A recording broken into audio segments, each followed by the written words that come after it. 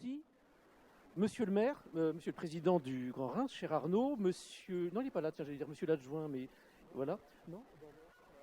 Quoi? Ah, pardon, c'est mieux comme ça? Merci Marie.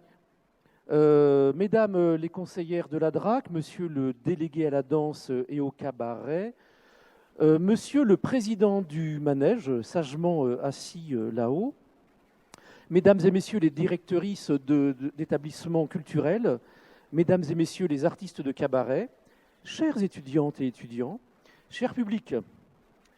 En général, à ce moment-là, je me dis que j'ai oublié quelqu'un, mais ce n'est pas grave. Tout d'abord, un grand merci à vous toutes et tous d'être venus aussi nombreuses et nombreux à cette rencontre autour d'un art qui est aussi en vogue que méconnu pour la plupart d'entre nous, ou mystérieux en tout cas. Peut-être pour introduire cette rencontre, pourrais-je expliquer pourquoi une rencontre autour du cabaret, au manège, qui est une scène nationale au financement public, et pourquoi avoir inscrit cet art dans notre convention pluriannuelle d'objectifs. En fait, l'inclusion de l'art du cabaret dans la politique du manège d'aide à la création et à la diffusion de la création contemporaine a paru assez vite évidente, tant nous sommes dans notre périmètre artistique où le corps et l'hybridité sont au cœur de cette création qui a besoin de moyens pour rechercher, innover, expérimenter. Le cabaret est aussi un outil incroyable de démocratisation culturelle, de diversification des publics et d'inclusion. Le cabaret,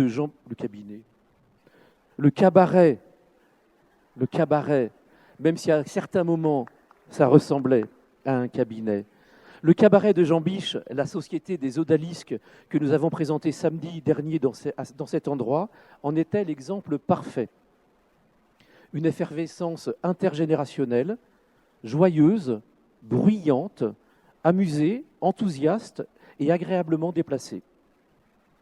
Et évidemment, l'environnement dont nous bénéficions, ce cirque magnifique, se prête parfaitement au cabaret dans toutes ses formes. À chaque fois que nous accueillons un cabaret ici, c'est une scénographie qui est différente. Passionnant.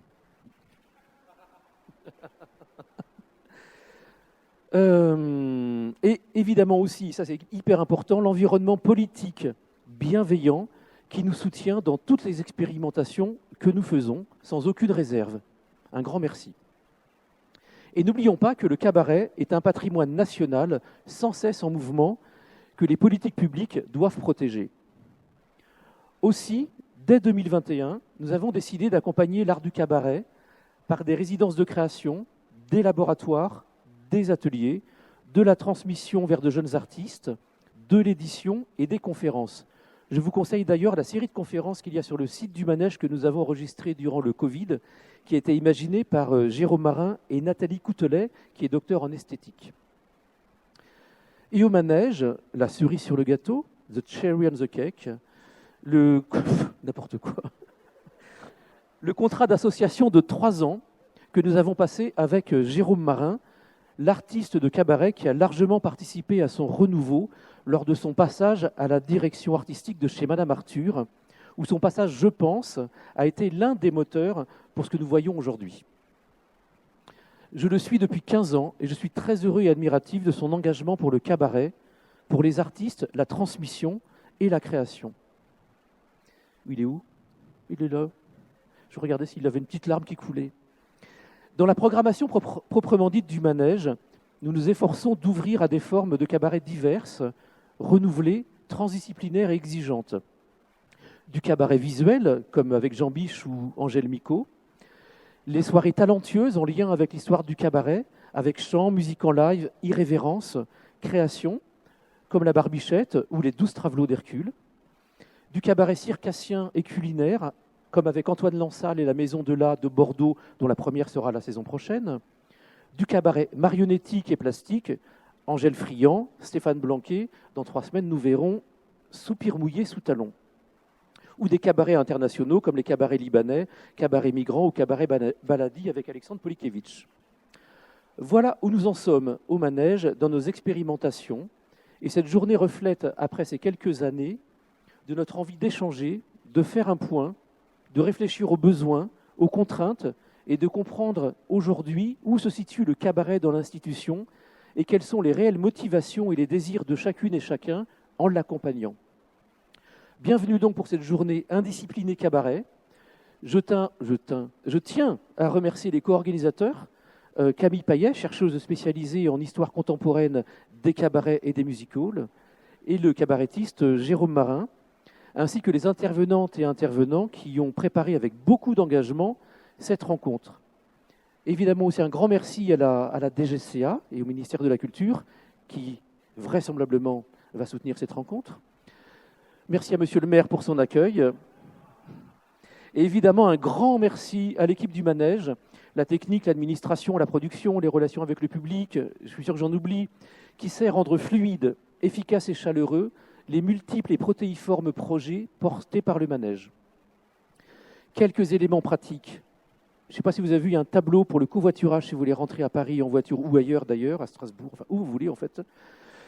Pour le repas, pour ceux qui ont réservé, ça sera ici. Vous avez un jeton et du coup, ceux qui sont sur des tables, il faudra débarrasser les tables. Et pour aller manger ailleurs, la verrière sera ouverte et à Place d'Erlon, il y a plein de restaurants. La rencontre devrait se terminer vers 17h45 et à 18h15 précise, il y aura Jérôme Marin, qui s'intéresse donc beaucoup à la transmission, partagera avec nous et les étudiantes et étudiants de la classe de la Comédie et de l'École supérieure nationale des arts de la marionnette de Charleville-Mézières un moment de transmission qu'il a travaillé lors de masterclass, mais il vous en reparlera. Voilà, je passe la parole à Arnaud Robinet, maire de Reims donc et président du Grand Reims, et en vous souhaitant une belle journée que j'espère effervescente et fertile.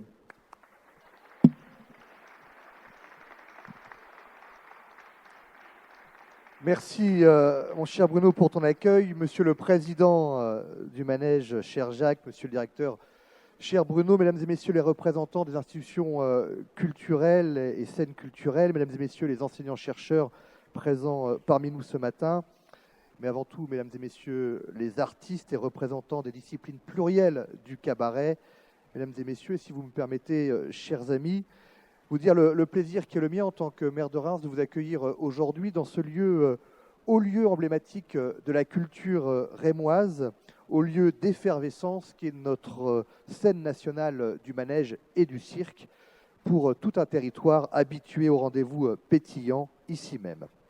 Qui plus est, dans ce lieu, pour échanger aujourd'hui, pour débattre sur cette matière artistique inclassable qui est le cabaret, mais qui connaît une véritable renaissance, grâce à vous bien évidemment, à Paris, en France, mais tout autant à Reims, grâce au travail ambitieux réalisé par les membres du Manège depuis maintenant quelques années, depuis 2021, c'est bien ça, mon cher Bruno.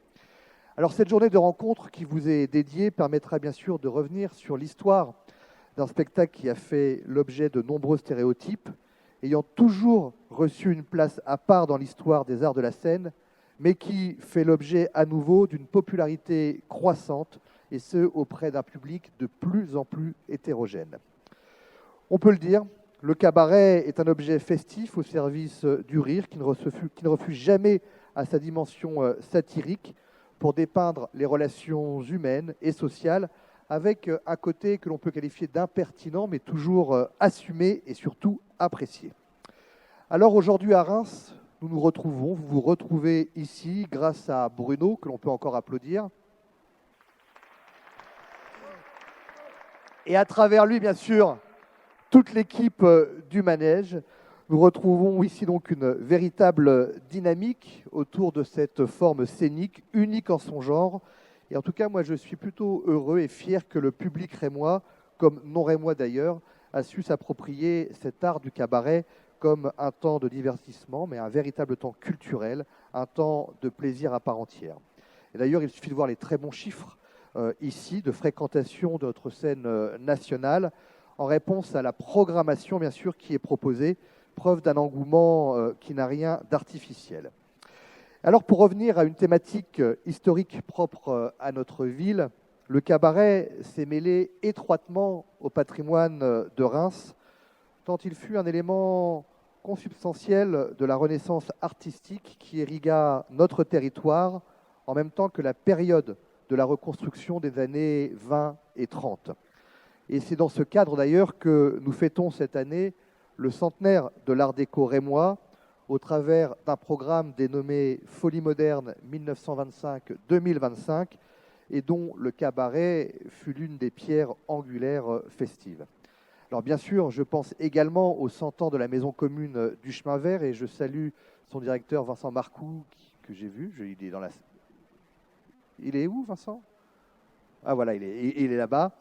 On a célébré il y a maintenant à peu près 2 semaines les 100 ans de la Maison commune du Chemin Vert et nous avons proposé à l'occasion une soirée de cabaret qui a fait honneur au genre, mais aussi à la riche histoire de cet établissement culturel auquel nous sommes très attachés à Reims. Tout ça, c'est une manière en tout cas de rappeler que le cabaret occupe une place à part entière dans le passé comme dans le présent culturel de notre cité, par le biais d'acteurs toujours impliqués, et surtout des acteurs qui ont su et qui savent lui donner ses lettres de noblesse et qui en font un art loin d'être marginal aujourd'hui. Alors, je ne vais pas refaire l'histoire parce que je pense qu'il y aura des intervenants qui seront mieux à même que moi de le dire, mais c'est vrai que de ses origines à Montmartre, dans le Paris des années 1880 à nos jours, cet art, ce spectacle continue donc de nous surprendre, de nous émerveiller, surtout de nous faire rire, mais aussi de nous interroger par la profondeur des sujets de société qu'il met en lumière.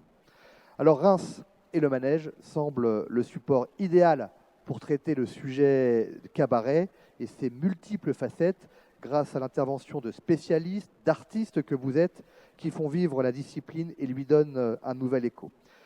Avec plus de 250 établissements dédiés sur le territoire national, nous sommes indéniablement face à un objet artistique qui bénéficie d'une assise certaine et loin d'être un fait générationnel. En tout cas, vous savez, le cabaret sait attirer un public nouveau, un public intergénérationnel, un public qui se renouvelle dans sa composition sociologique. Voilà les quelques propos que je souhaitais partager avec vous pour cette journée de rencontre, d'échange à la sauce rémoise, autour d'un art à part entière qui n'a pas fini de faire parler de lui en France comme à Reims et qui a tout son mot donc à dire dans notre cité. Voilà, je vous souhaite à toutes et tous une excellente journée rémoise. Profitez pleinement. Alors, si vous avez un peu de temps dans cette journée, n'hésitez pas à découvrir ou redécouvrir notre patrimoine. Et je ne doute pas que notre boisson locale, le vin des rois et roi des vins, comme on l'aime appeler, sera bien sûr de la partie cette... Non, pas du tout. Peut-être. En tout cas, il y a des établissements pas très loin. N'hésitez pas, en tout cas, à déguster notre vin que l'on peut associer étroitement d'ailleurs au cabaret. Notamment dans les années folles, j'étais très associé parce que c'est vraiment ce vin qui célèbre la joie, le bonheur, la fête, l'amour, c'est-à-dire tout ce qu'on aime. Très belle journée à toutes et tous.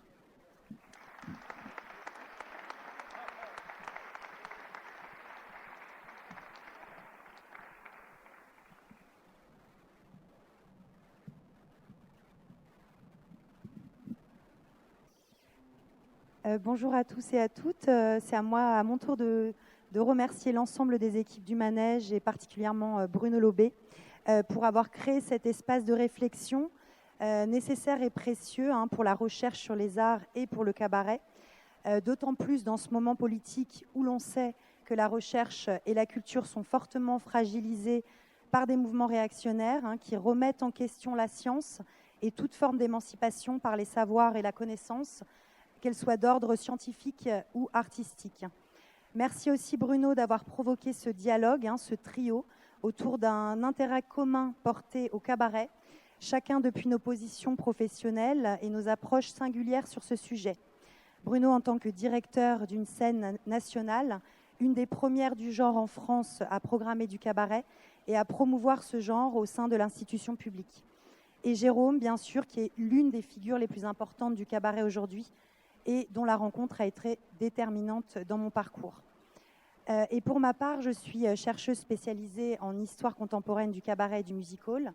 Je viens donc de la recherche académique et universitaire et j'aborde le cabaret depuis cet endroit de production de la discipline.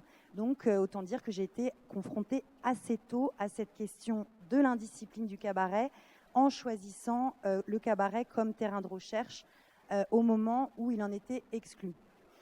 Mon point de départ était de comprendre les raisons de cette absence du cabaret et ses genres associés que représentent le café-concert et le music-hall, objet encore plus marginalisé par rapport au cabaret dit artistique.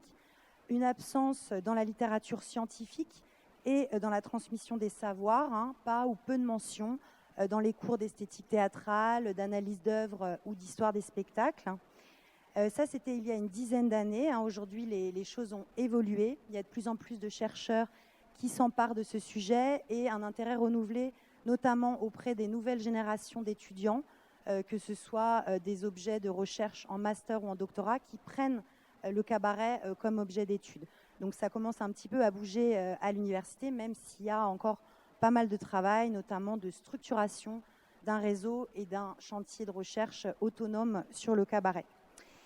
En dehors de cette position marginale ou marginalisée du cabaret au sein de la culture scientifique, hein, qui est un sujet de recherche en soi, je travaille sur cette dimension indisciplinée du cabaret, hein, qui est le fil rouge de notre rencontre, et qui touche la question de la marge et des frontières.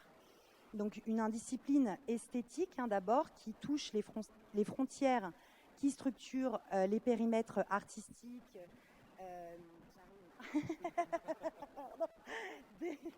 des arts vivants et des arts littéraires, hein, avec ces matériaux composites et cette esthétique de la variété, hein, propre à la dramaturgie du cabaret, mais peut-être plus encore l'indiscipline cabaret comme une forme d'indétermination volontaire, hein, de refus d'être défini, d'anti-intellectualisme aussi parfois, flouter les limites entre art et fête, réunir l'élite, l'art populaire et l'avant-garde artistique, en usant de la radicalité ou du grotesque, tout en revendiquant la séduction et le divertissement, hein, par tous les artifices spectaculaires.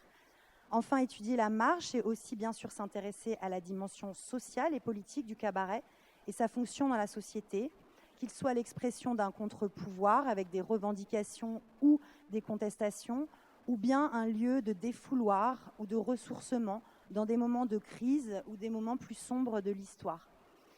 Ce sont tous ces aspects donc, de l'indiscipline que l'on va aborder lors de cette journée, mais par le biais d'une actualité, hein, qui vient en quelque sorte complexifier, renouveler ce premier état des lieux.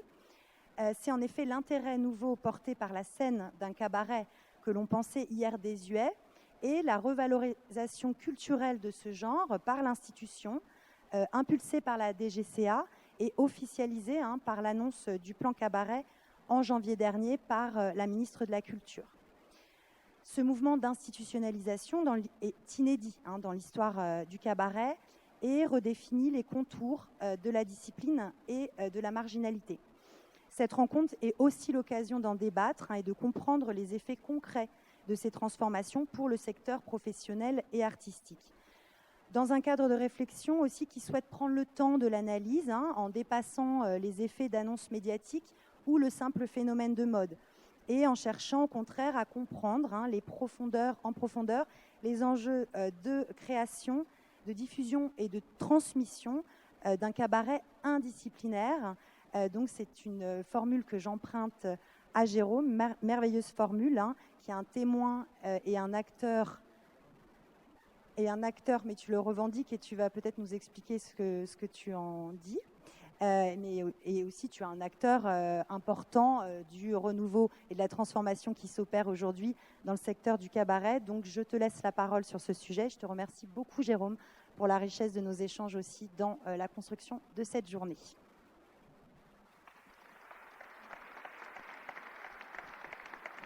Alors, que dire moi, j'ai envie de parler du point de départ du cabaret, qui est effectivement ce lieu où on mange et on boit, qui s'est mélangé à cet esprit de veillée qui était une forme populaire, où on venait le soir dans les foyers faire des numéros, raconter des histoires, et ce qui maintenant est le cabaret, c'est-à-dire une palette très large de propositions artistiques. Et cette forme qui maintenant prend ce nom d'indiscipliné, indisciplinaire, qui est, alors je le reprécise, le mot qui a été choisi par le Festival d'Avignon en 2018 pour donner une case au cabaret. Et c'est bien parce que ce mot indiscipliné n'est pas du tout une case, c'est encore un show-strap. Et moi, j'aime bien cette idée de show-strap dans le cabaret. Voilà, le cabaret maintenant est une espèce de boîte de Pandore qui s'est ouverte et qui va se répandre. Alors, je ne sais pas si on va parler de tout aujourd'hui, mais on va essayer de parler de plein de choses. Et c'est assez réjouissant de pouvoir avoir ce temps très ouvert, c'est-à-dire pas ce petit entre-soi qu'on a l'habitude d'avoir pour parler entre nous du cabaret, mais de l'ouvrir vraiment et de pouvoir discuter ensemble de ce qu'est cette forme qui prend de plus en plus de place en France. En prend-elle trop? Point d'interrogation. Nous verrons. Voilà, c'est tout ce que j'avais à dire. C'était pas très intéressant, mais c'est comme ça. Voilà. Camille, je te laisse le micro ou je... Ah oui. Mais bien sûr, avec grand plaisir. Tu veux le faire? Ou tu veux qu'on le fasse à deux, comme ça, en ping-pong? Alors, donc, Regarde. Hop. Utilisons la technique qui est mise à notre disposition. donc, Parce qu'avant, il n'y avait pas de micro, évidemment. On faisait le cabaret comme ça. ouais. Donc on va Regarde. ouvrir la journée par une conférence historique qui revienne un petit peu justement sur les origines des lieux de cette indiscipline. Et puis on ouvrira aussi une table ronde pour continuer sur qu'est-ce que ça veut dire concrètement faire cabaret du point de vue du dispositif, de l'esthétique, mais aussi dans la question de l'organisation des modes de production et diffusion. Et l'après-midi, plein d'autres thèmes à aborder. Oui. Oui. Tu veux le programme Oui, peut-être? c'est ça. Des thèmes absolument merveilleux. Voilà. Et donc, Ah oui, l'impertinence. l'impertinence au cabaret, ça c'est une chose très importante. Faire discipline, ça aussi, c'est une autre chose très importante. Voilà mes commentaires. Il y aura des temps forts thématiques. Il y aura des temps forts thématiques, effectivement. Vous allez avoir le programme plus détaillé si vous avez envie d'avoir un petit peu plus d'informations que ce qu'on vient de dire. Vous pouvez consulter le programme détaillé où il y a notamment des biographies, aussi des parcours de tous les intervenants, parce que comme c'est une journée qui est assez dense, avec plein de sujets à traiter, comme le disait Jérôme, on va devoir effectivement être assez concis aussi dans nos réponses. Et donc, je demande effectivement aux intervenants et intervenantes de bien respecter la distribution de parole pour qu'on puisse aussi laisser du temps justement à la salle et la scénographie qui a été pensée pour favoriser cette horizontalité. Donc, que les étudiants, que les professionnels puissent vraiment s'emparer des sujets quand on ouvrira les temps de débat. Voilà, donc je vous laisse aussi consulter le programme et puis je pense qu'on peut démarrer, à moins que tu veuilles présenter. Par contre, très important, après les débats à la fin de journée, Bruno en a un petit peu parlé, mais il y aura la restitution de ton atelier. Donc si tu veux peut-être juste dire 2 mots sur ça pour finir avant d'ouvrir la journée. Oui, c'est un peu un challenge quand même de présenter un travail qui est un travail de recherche avec des étudiants. Donc devant ce parterre absolument merveilleux, donc c'est un sacré challenge. Donc j'espère que on va pouvoir respecter effectivement le timing pour pouvoir présenter intégralement la chose. Vous dire juste qu'on va vous présenter un tout petit peu plus d'1 heure, mais qu'il y a environ 2h30 et 3 heures de matière que nous avons travaillé. Et je regrette qu'on ne puisse pas tout vous présenter, mais je salue le travail. J'en profite maintenant de saluer le travail de ces artistes qui ont été merveilleux. Ça a été un bonheur de travailler avec eux, donc je suis ravi de pouvoir partager ce moment avec vous tout à l'heure.